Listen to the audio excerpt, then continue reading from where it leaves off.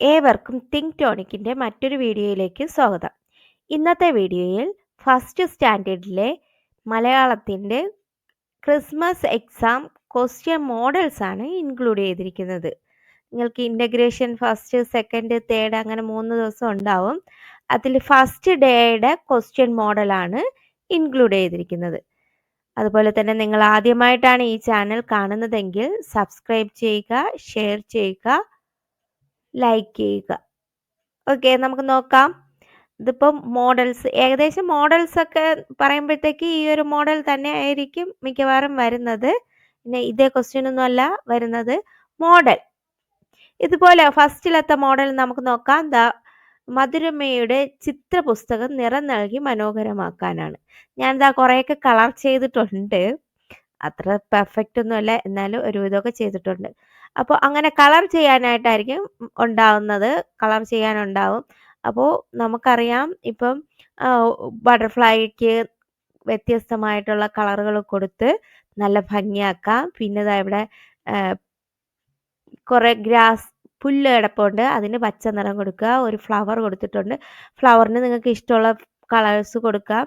പിന്നെ ഒരു തത്തയുണ്ട്, തത്തയ്ക്ക് എന്തായാലും പച്ച നിറം തന്നെയാണ്, പച്ച നിറം തന്നെയാണ് വേണ്ടത്. പിന്നെ മേഘങ്ങളുടെ നിറം, അതുപോലെയുള്ള നിറങ്ങളെല്ലാം നിങ്ങൾ ഇഷ്ടമുള്ളത് കൊടുക്കാമല്ല, അത് സെയിം നിറം തന്നെ കൊടുക്കണം. ഇലകൾക്കെല്ലാം പച്ച നിറം, മേഘത്തിന് ലൈറ്റ് ബ്ലൂ കളറ്, അത് കണക്ക് പാരറ്റിന് പച്ച നിറം, പുല്ലിന് പച്ച നിറം, പിന്നെ പൂക്കൾക്ക് നമുക്ക് ഇഷ്ടമുള്ള കളർ കൊടുക്കാം. അപ്പോൾ അത്രയും കൊടുത്ത് നല്ല മനോഹരമായിട്ട് നമുക്ക് ചെയ്യാവുന്ന കാര്യമേ ഉള്ളൂ. ഓക്കെ, അത് ആദ്യത്തെ പ്രവർത്തനമാണ്. ഇനി അടുത്ത് നോക്കാം, രണ്ടാമത്തെ പ്രവർത്തനം നോക്കൂ. തത്തയും മക്കളും. നിങ്ങൾക്ക് ഏതെങ്കിലും ഒന്ന് തന്നെ ആയിരിക്കും മിക്കവാറും ബേസ് ചെയ്ത് വരുന്നത്. നോക്ക്, വായിക്കാം. എന്താണ് ഇവിടെ കൊടുത്തിരിക്കുന്നത്? അത്ര നല്ലതായിട്ട് വായിക്കാൻ പറ്റാത്തതുകൊണ്ട് ഞാൻ ഇങ്ങോട്ട് വലുതാക്കി കൊടുത്തിട്ടുണ്ട്. വലിയ പന, പനയിൽ പൊത്ത്, പൊത്തിൽ കുഞ്ഞുങ്ങൾ, അമ്മ തത്ത പറന്നു വന്നു, ചുണ്ടിൽ നെൽക്കതിർ, കുഞ്ഞുങ്ങൾ അമ്മയെ കണ്ടു, ഉച്ചത്തിൽ കരഞ്ഞു, കീ കീ കീ. നോക്കൂ, ഇവിടുത്തെ പടം നോക്കൂ. ഒരു എന്തോന്നാണ്, പനയാണ് കൊടുത്തിരിക്കുന്നത്. പനയുടെ പൊത്തില് തത്ത കുഞ്ഞുങ്ങൾ ഇരിക്കുന്നത്. എത്ര പേരുണ്ട്? 3 പേരുണ്ട്. അമ്മ തത്ത നെൽക്കതിരും കൊത്തിക്കൊണ്ട് വരെയാണ്. വന്നപ്പോഴത്തേക്ക് കുഞ്ഞുങ്ങൾ കീ കീ എന്ന് സൗണ്ട് ഉണ്ടാക്കി കരഞ്ഞു. അതിപ്പോ ഏത് കിളിയായാലും അതിൻ്റെ കുഞ്ഞുങ്ങൾ അടുത്ത് വരുമ്പോഴത്തേക്ക് അവ ആഹാരത്തിന് വേണ്ടിയിട്ട് കരയാറുണ്ട് ഇല്ലേ? കാക്ക കുഞ്ഞാണെങ്കിലും കാക്ക അടുത്ത് ചെല്ലുമ്പോഴത്തേക്ക് വായും തുറന്നു വെച്ച് കരയാറുണ്ട്. നിങ്ങൾ കണ്ടിട്ടുണ്ടോ അത്?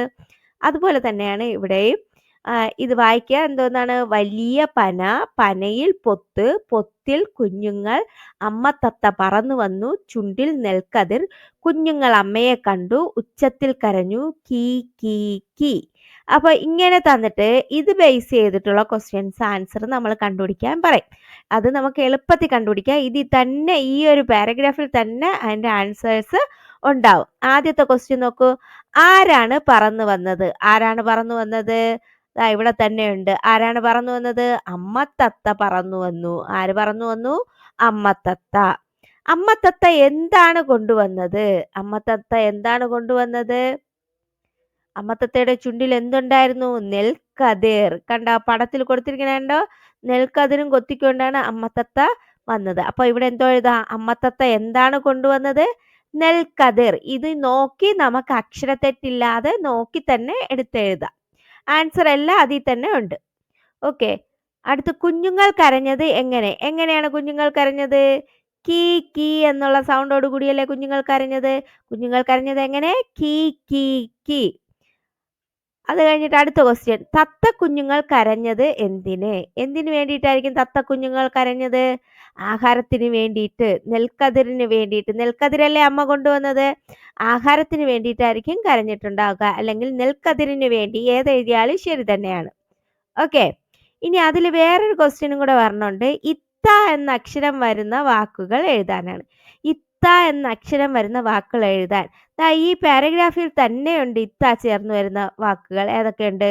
പൊത്ത്, കണ്ടല്ലോ, പൊത്ത് എന്ന് പറയുന്ന ഇത്ത, പൊത്ത്. പിന്നെ എന്തോന്നുണ്ട്?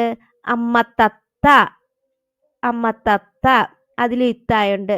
പിന്നെ ഉച്ചത്തിൽ, അതിലും ഇത്തായുണ്ട്. അപ്പോൾ നമുക്ക് ഈ പാരഗ്രാഫിൽ നിന്ന് തന്നെ ഇത്രയും ക്വസ്റ്റ്യൻ്റെ ആൻസർ എഴുതാൻ പറ്റും. ഇല്ലേ? ആരാണ് പറന്നു വന്നത്? അമ്മത്തത്ത പറന്നു വന്നു. അമ്മത്തത്ത എന്താണ് കൊണ്ടുവന്നത്? നെൽക്കതിർ. നമ്മൾ നോക്കിയിട്ട് അക്ഷരത്തെറ്റില്ലാതെ വൃത്തിയായിട്ട് എഴുതുക. കുഞ്ഞുങ്ങൾ കരഞ്ഞത് എങ്ങനെയാണ്?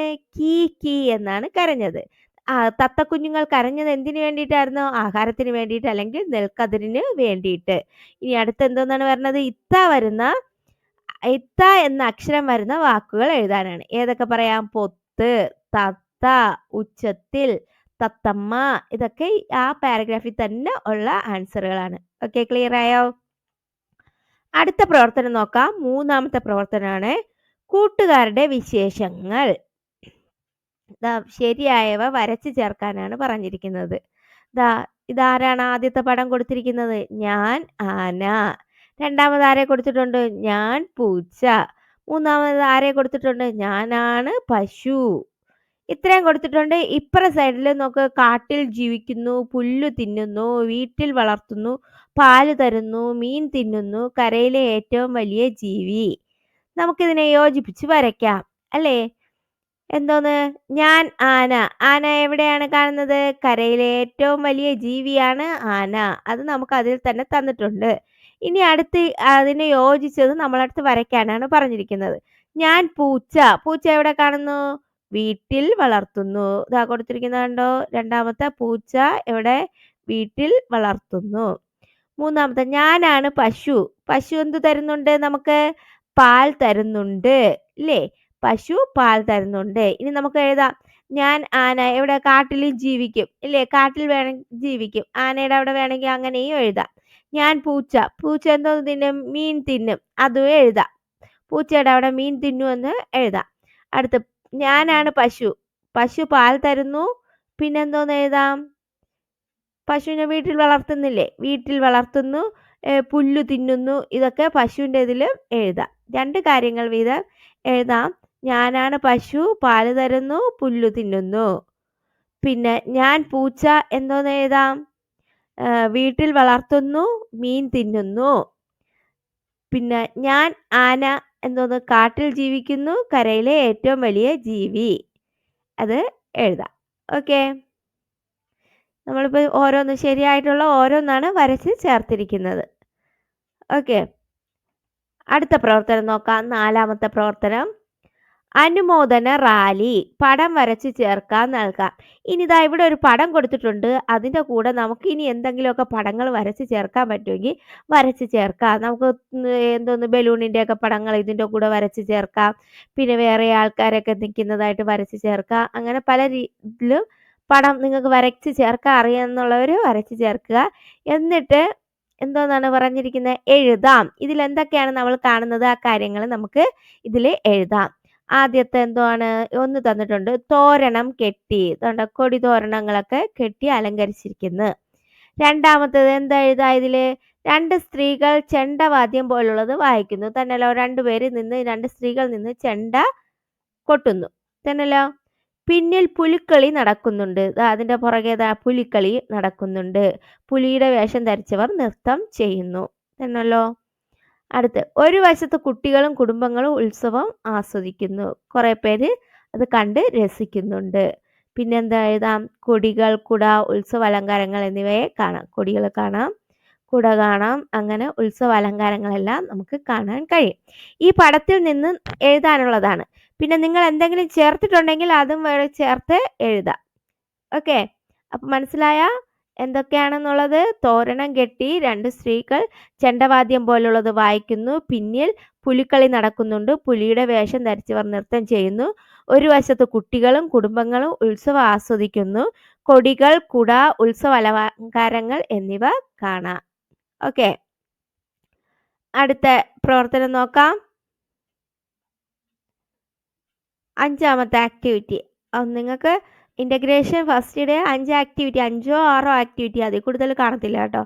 5 ആക്ടിവിറ്റിയാണ് ആദ്യത്തേതിൽ വരുന്നത്. അത് മാത്സും എന്തോന്നാണ്?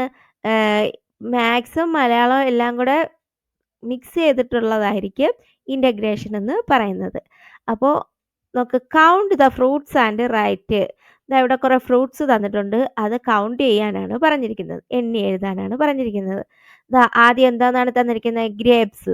നോക്കാം എത്രണ്ണം ഉണ്ടെന്ന്. 1, 2, 3, 4, 5, 6, 7, 8, 9, 10, 11, 12. എത്ര എണ്ണം ഉണ്ട്? 12 എണ്ണം ഉണ്ട്. എത്ര ഗ്രേപ്സ് ഉണ്ട്? 12 എണ്ണം. അടുത്ത് നോക്കൂ, ചെറി എത്ര എണ്ണം ഉണ്ടെന്ന് നോക്ക്. 1, 2, 3, 4, 5, 6, 7, 8, 9, 10, 11, 12, 13, 14, 15. എത്ര എണ്ണം ഉണ്ട്? 15 ഉണ്ട് ചെറി. അത് കഴിഞ്ഞിട്ട് ബനാന എത്ര എണ്ണം ഉണ്ടെന്ന് നോക്കാം. 1, 2, 3, 4, 5, 6. 6 ബനാന. അപ്പോൾ ഗ്രേപ്സ് 12 എണ്ണം, ചെറി 15 എണ്ണം, ബനാന 6 എണ്ണം. ആദ്യം ഇതാ ചോദിച്ചിരിക്കുന്നു, how many fruits are there in the biggest group? How many fruits are there in the biggest group? Biggest ഗ്രൂപ്പിൽ എത്ര ഫ്രൂട്ട്സ് ഉണ്ട്? ബിഗ്ഗസ്റ്റ് ഗ്രൂപ്പ് ഏതാണ് പറഞ്ഞത്? ചെറിയുടെ ഗ്രൂപ്പല്ലേ പറഞ്ഞത്. അതിൽ എത്ര എണ്ണം ഉണ്ട്? 15. ഇതാ കൊടുത്തിട്ടുണ്ട്. എത്ര എണ്ണം ഉണ്ട്? 15. 15 എണ്ണം ഉണ്ട് അല്ലേ? Write the numbers from the smallest to the largest. ചെറുതിൽ നിന്ന് വലുതിലോട്ട് എഴുതാനാണ് പറഞ്ഞിരിക്കുന്നത്. ഏറ്റവും ചെറുത് ഏതാണ്? 6, അത് കഴിഞ്ഞ് 12, അത് കഴിഞ്ഞ് 15. 6, 12, 15. സ്മാളസ്റ്റ് ടു ലാർജസ്റ്റിലോട്ട് എഴുതിയിരിക്കുകയാണ്. അസെൻഡിങ് ഓർഡറിൽ എഴുതിയിരിക്കുകയാണ്. അപ്പോൾ ഈ 5 പ്രവർത്തനങ്ങളായിരിക്കും. 5 പ്രവർത്തനങ്ങൾ തന്നെ കാണുള്ളൂ ഒരു ഇൻ്റഗ്രേഷൻ വരുമ്പോഴത്തേക്ക്. അതൊരു മോഡലാണ്. അടുത്ത് വേറൊരു ക്വസ്റ്റ്യൻ മോഡലും കൂടെ ഇതിൻ്റെ കൂടെ ഇൻക്ലൂഡ് ചെയ്തിട്ടുണ്ട്. അടുത്തതാ ഉണ്ണിയുടെ പൂന്തോട്ടം നിറം കൊടുക്കാനാണ് പറഞ്ഞിരിക്കുന്നത്. ഇതുപോലെ ഒരു പൂന്തോട്ടമാണ്. ഇത് ചുവപ്പൊക്കെ ഞാൻ കൊടുത്തതാണ്. ഹിബിസ്കസിൻ്റെ ചെമ്പരത്തിയുടെ ചുവപ്പൊക്കെ ഞാൻ കൊടുത്തതാണ്. ബാക്കി ഇങ്ങനെയായിരിക്കും തന്നിരിക്കുന്നത്. നിങ്ങൾക്ക് ഇഷ്ടമുള്ള രീതിയിൽ അതിനെ കളർ ചെയ്ത് മനോഹരമാക്കാനാണ് പറഞ്ഞിരിക്കുന്നത്. ചില കാര്യങ്ങൾ നമ്മൾ ശ്രദ്ധിക്കുക. ഇലകൾക്കെല്ലാം പച്ച നിറം തന്നെ കൊടുക്കണം. പിന്നെ പൂക്കൾക്ക് നമുക്ക് ഇഷ്ടമുള്ള നിറം കൊടുക്കാം. പിന്നെ വന്നിട്ട് ബട്ടർഫ്ലൈ അതുപോലെ കളർഫുൾ ആക്കുക. മാമ്പഴത്തിന് പച്ചയും കൊടുക്കാം, ഒരു മഞ്ഞ കളറും കൊടുക്കാം. പഴുത്ത മാമ്പഴവും കാണും, പച്ച കാണും. അത് നമുക്ക് ഇഷ്ടമുള്ളതുപോലെ കൊടുക്കാം. അതുപോലെ പാരറ്റ് തത്തയ്ക്ക് പച്ച നിറം തന്നെ കൊടുക്കുക. അങ്ങനെ സ്ഥിരമായിട്ടുള്ള നിറങ്ങൾ അതിന് സ്ഥിരമായിട്ട് തന്നെ കൊടുക്കുക. ബാക്കി നമുക്ക് ഇഷ്ടമുള്ള രീതിയിൽ കളർഫുൾ ആക്കാൻ കഴിയും. ആ പടം വരയ്ക്കുമ്പോഴത്തേക്ക് കളർ ചെയ്യുമ്പോഴത്തേക്ക് ആ ഒരു കാര്യം ശ്രദ്ധിക്കുക. ഓക്കെ, ഇതിൽ രണ്ടാമത്തെ പ്രവർത്തനം, ഇത് രണ്ടാമത്തെ ഒരു ക്വസ്റ്റ്യൻ മോഡലും കൂടെ ഇൻക്ലൂഡ് ചെയ്തിരിക്കുന്നതാണ്. ഒരു 5 പ്രവർത്തനം തന്നെ കാണത്തുള്ളൂ. അതിൽ മാത്സും ഇൻക്ലൂഡ് ആയിരിക്കും, മാത്സും കൂടെ ചേർന്നായിരിക്കും വരുന്നത്. രണ്ടാമത് കൊടുത്തിരിക്കുന്നത് നോക്ക്, വരികൾ കൂട്ടിച്ചേർക്കൂ. ഈ നേരത്തെ കാണിച്ച പിക്ചർ തന്നെ അതിൽ ഒരു 3 വരി പാട്ട് തന്നിട്ടുണ്ട്. അത് വെച്ചിട്ട് നിങ്ങളടുത്ത് തനിയെ എഴുതാനാണ് പറഞ്ഞിരിക്കുന്നത്. എന്താണ് പാട്ട്? താഴെ കൊടുത്തിരിക്കുന്നത് ഇങ്ങോട്ട് ഞാൻ കൊടുത്തിട്ടുണ്ട്. ഉണ്ണിക്കുണ്ടൊരു പൂന്തോട്ടം, പൂക്കൾ ചിരിക്കും പൂന്തോട്ടം, ഉണ്ണിക്കുണ്ടൊരു പൂന്തോട്ടം. നോക്ക്, ഈ ഉണ്ണിയുടെ പൂന്തോട്ടത്തിൽ നിറയെ പൂക്കളുണ്ട്. അടുത്ത് നമുക്ക് ഇഷ്ടമുള്ളത് എഴുതാം. ഉണ്ണിക്കുണ്ടൊരു പൂന്തോട്ടം, ശലഭങ്ങൾ പാറി നടക്കുന്ന പൂന്തോട്ടം, ഉണ്ണിക്കുണ്ടൊരു പൂന്തോട്ടം, തുമ്പികൾ തേൻ നുകരുന്ന പൂന്തോട്ടം. അപ്പൊ നിങ്ങൾക്ക് ഏത് രീതിയിൽ വേണമെങ്കിലും അത് എഴുതി കുറച്ചുകൂടെ മെച്ചപ്പെടുത്താം. ഇനിയും എഴുതാം അതില്. ഇനി എന്തോന്നാണ്? ഉണ്ണിക്കുണ്ടൊരു പൂന്തോട്ടം, എന്തോന്ന് എഴുതാം? നിറയെ മാവുകൾ നിൽക്കുന്ന നിറയെ മാമ്പഴം നിൽക്കുന്ന ഒരു മാവുള്ളൊരു പൂന്തോട്ടം. അങ്ങനെ ഒരുപാട്. നിറയെ കിളികൾ പാറിപ്പറക്കുന്നൊരു പൂന്തോട്ടം. അങ്ങനെ പലതും എഴുതാം. നമുക്ക് അത് എത്രത്തോളം എഴുതാൻ പറ്റുമോ ആ ഒരു രീതിയിൽ നമ്മൾ ആ വരികൾ കൂട്ടിച്ചേർക്കാനാണ്. അങ്ങനെയുള്ള മോഡലും കാണും. അടുത്ത് നോക്കൂ, പൂക്കളെ തരംതിരിക്കാം പൂക്കളെ. ഇവിടെ തുമ്പ, ചെമ്പരത്തി, കോളാമ്പി, ശംഖുപുഷ്പം, പനിനീർപ്പൂവ്, സൂര്യകാന്തി, തെച്ചി, മുല്ല, കണിക്കൊന്ന, കാക്കപ്പൂവ്, അങ്ങനെ പല പൂക്കൾ കൊടുത്തിട്ടുണ്ട്. ഇവയെ നിറത്തിന്റെ അടിസ്ഥാനത്തിൽ നമുക്ക് തിരിക്കാം. തുമ്പയ്ക്ക് എന്തോന്ന് നിറമാണ്? വെള്ളയാണ്. ചെമ്പരത്തി റോസ് നിറമാണ്. കോളാമ്പി പൂവ് ഏത് നിറമാണ്? മഞ്ഞ കോളാമ്പിയുണ്ട്, പലതരത്തിലുള്ള കോളാമ്പിയുണ്ട്. ശംഖുപുഷ്പത്തിന് വയലറ്റ് കളറാണ്. റോസയ്ക്ക്, പനിനീർ റോസിന് റെഡ് കളറുണ്ട്, പിന്നെ റോസ് കളറിലുള്ളതുണ്ട്. സൂര്യകാന്തി മഞ്ഞയാണ്. തെച്ചി റെഡ് കളറ്, അത് പല കളറിലുള്ളതുണ്ട്. മുല്ല വെള്ളയാണ്. പിന്നെ കണിക്കൊന്ന മഞ്ഞയാണ്. കാക്കപ്പൂവ് എന്ന് പറയുമ്പോഴത്തേക്ക് അത് വെള്ള കളറ്, ആ ഒരു പൂവ്. അപ്പോൾ കളറിന്റെ അടിസ്ഥാനത്തിൽ പൂക്കളെ തിരിക്കാനാണ് പറഞ്ഞിരിക്കുന്നത്. നോക്കാം. ഞാൻ ദാ ഇവിടെ ചുവന്ന പൂക്കൾ നമുക്ക് ഇഷ്ടമുള്ള എഴുതാം. ഏതൊക്കെ? റോസ്, ചെമ്പരത്തി, ട്യുലിപ്പ്, ഡാലിയ, അങ്ങനെ കുറേ ബെഗോണിയ, അങ്ങനെ കുറേ ചുമന്ന കളറിലുള്ള പൂക്കളുടെ കുറേ പേരുകൾ കൊടുത്തിട്ടുണ്ട്. മഞ്ഞ പൂക്കളുടെ പേരുകൾ ഏതൊക്കെ? ചെണ്ടുമല്ലി, സൂര്യകാന്തി, കണിക്കൊന്ന, മഞ്ഞ ഹിബിസ്കസ്, ഡെയ്സി, അതൊക്കെ മഞ്ഞ നിറത്തിലുള്ള പൂക്കള്. വെള്ളപ്പൂക്കളിൽ മുല്ല, താമര, വെള്ള ലില്ലി, വെള്ള റോസ്, വെള്ള ഡെയ്സി ഒക്കെ വെള്ള നിറത്തിൽ പല പൂക്കളും ഉണ്ട്. അടുത്ത് വയലറ്റ്, നീല, ആ കളറിലുള്ളത് ശംഖുപുഷ്പം, നീലയമരി ഒക്കെ നീല ഒരു വയലറ്റ് കളറിൽ വരുന്ന പൂക്കളാണ്. അപ്പോൾ ഇത് 4 കളറിലാണ് തിരിച്ചിരിക്കുന്നത്. നിങ്ങൾക്ക് ആ കൊടുത്തിരിക്കുന്ന പൂക്കളെ തന്നെ നിങ്ങൾക്ക് തിരിച്ചിട്ട് ഓരോ കളർ തിരിച്ചിട്ട് അതിനെ മാത്രം തന്നെ എടുത്തെഴുതിയാലും മതി. ഇതിപ്പോൾ ഞാൻ അല്ലാതെ കൊടുത്തിരിക്കുന്നു എന്നുള്ളതേ ഉള്ളൂ. ഓക്കെ, അടുത്ത് നോക്ക്. 4ാമത്തെ പ്രവർത്തനം. ഹായ് പൂക്കളം. കളത്തിൽ പൂക്കൾ വരയ്ക്കൂ. ഒരു പൂക്കളം ഉണ്ടാക്കുമ്പോഴത്തേക്ക് നിങ്ങൾ എങ്ങനെ ഏതെല്ലാം കളറിലുള്ള പൂക്കൾ വരയ്ക്കും? നിങ്ങൾക്ക് ഇഷ്ടമുള്ള പൂക്കൾ വരച്ചിട്ട് അതിനൊക്കെ കളർ കൊടുത്ത് ഒരു പൂക്കളം പോലെ വരയ്ക്കാനാണ് പറഞ്ഞിരിക്കുന്നത്. ഇവിടെ ഞാനൊന്നും വരച്ചിട്ടില്ല. നിങ്ങൾ ആ ഒരു രീതിയിൽ വരയ്ക്കുക. അത്തപ്പൂക്കളം നിങ്ങൾ കണ്ടിട്ടില്ലേ? നടുക്ക് ഒരു കളർ കൊടുക്കുക, അടുത്ത ലെയറിൽ വേറൊരു കളർ പൂവ് കൊടുക്കുക, എന്നിട്ട് വേറെ കളർ കൊടുക്കുക. നിങ്ങൾ വരയ്ക്കുന്ന പൂക്കൾ ഒരേ സരസിലുള്ള പൂക്കളാണ് വരച്ചാലും കളറുകൾ വ്യത്യസ്തപ്പെടുത്തി കൊടുക്കുമ്പോഴത്തേക്ക് അത് നല്ല മനോഹരമായിട്ടുള്ള ഒരു അത്തപ്പൂക്കളമായിട്ട് വരും. ഓക്കെ, അത് കഴിഞ്ഞിട്ട് നോക്കുക. ഒരു മാക്സ് ആണ് പറഞ്ഞത്. അത് നിങ്ങളെടുത്ത് എണ്ണി എഴുതാനുള്ളതാണ്. നോക്കൂ, ഓരോ കളത്തിലെയും പൂക്കൾ എണ്ണി എഴുതാനാണ് പറഞ്ഞിരിക്കുന്നത്. ചെമ്പരത്തി ഇവിടെ എത്ര എണ്ണം ഉണ്ട്? 1, 2, 3, 4, 5, 6, 7, 8. 8 എണ്ണം തന്നെയല്ലോ. 1, 2, 3, 4, 5, 6, 7, 8 എണ്ണം. അടുത്ത കോളാമ്പി പൂക്കൾ എത്ര എണ്ണം ഉണ്ട്? 1, 2, 3, 4, 5, 6, 7, 8, 9, 10, 11, 12 എണ്ണം. കോളാമ്പി പൂക്കൾ എത്ര എണ്ണം ഉണ്ട്? 12 എണ്ണം ഉണ്ട്. ശംഖുപുഷ്പം എത്ര എണ്ണം ഉണ്ട്? 1, 2, 3, 4, 5, 6, 7, 8, 9, 10, 11, 12, 13, 14. ശംഖുപുഷ്പം എത്ര എണ്ണം ഉണ്ട്? 14 എണ്ണം ഉണ്ട്. അപ്പോൾ ചെമ്പരത്തി എത്ര എണ്ണം ഉണ്ട്? കോളാമ്പി 12 എണ്ണം ഉണ്ട്. ശംഖുപുഷ്പം 14 എണ്ണം ഉണ്ട്. ഏത് പൂവാണ് ഉനൈസിന് കൂടുതൽ കിട്ടിയത്? ഏത് പൂവാണ് കൂടുതൽ കിട്ടിയത്? ഏതാണ് കൂടുതൽ കിട്ടിയത്? കൂടുതൽ കിട്ടിയ പൂവ് ഏതാണ്? ശംഖുപുഷ്പം. ഏതാണ് കിട്ടിയത്? ശംഖുപുഷ്പം. എത്ര എണ്ണം ഉണ്ട്? 14 എണ്ണം ഉണ്ടായിരുന്നു അല്ലേ? ശംഖുപുഷ്പം 14 എണ്ണം. ഏത് പൂവാണ് ഉനൈസിന് ഏറ്റവും കുറവ് കിട്ടിയത്? ഏറ്റവും കുറവ് കിട്ടിയത് ഏതാണ്? ചെമ്പരത്തിപ്പൂവ്. അത് എത്ര എണ്ണം ഉണ്ട്? 8 എണ്ണം ഉണ്ട്. ചെമ്പരത്തിപ്പൂവാണ് ഏറ്റവും കുറവ് കിട്ടിയത്.